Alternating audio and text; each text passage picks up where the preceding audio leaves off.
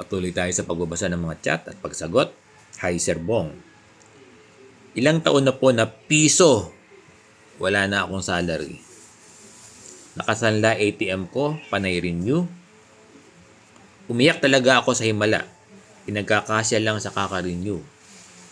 Nag-aaral pa sa college yung aking mga anak.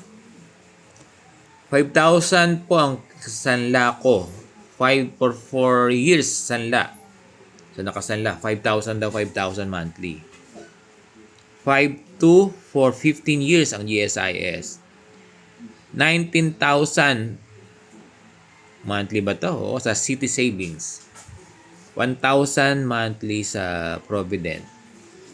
Nagsisisi po ako at nag-teacher ako. Gusto ko nang magtinda sa mga bata tulad ng ibang teachers na ginagawa ng palihim. Oo, bawal yan eh. Bawal. Pero natatakot po ako. Pangkain at pamasahe ko lang sana. Oo nga. Ano ba to siya? Nangihingi. Sino ba to? Oo, si ma'am, no? Sorry.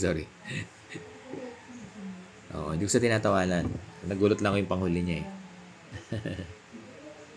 Pangkain at pamasahe ko lang sana. Sige, let's see. Ganyan talaga, no? Hindi lang ikaw, ma'am. Hindi ka nag-iisa. Marami tayong mga gurong ganito, no? Kaya nga sana ang wish nila yung 7 years to 10 years, no? Ang hirap dito sa mga karamihan sa mga guro natin, ano?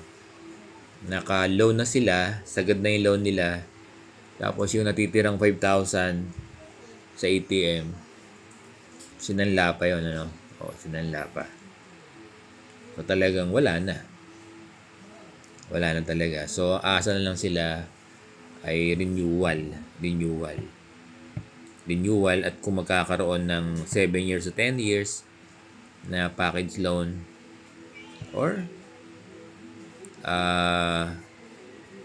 kung magkakaroon ng 10 to 15,000 across the board na salary increase, yun na lang yung asahan ng mga guro, no?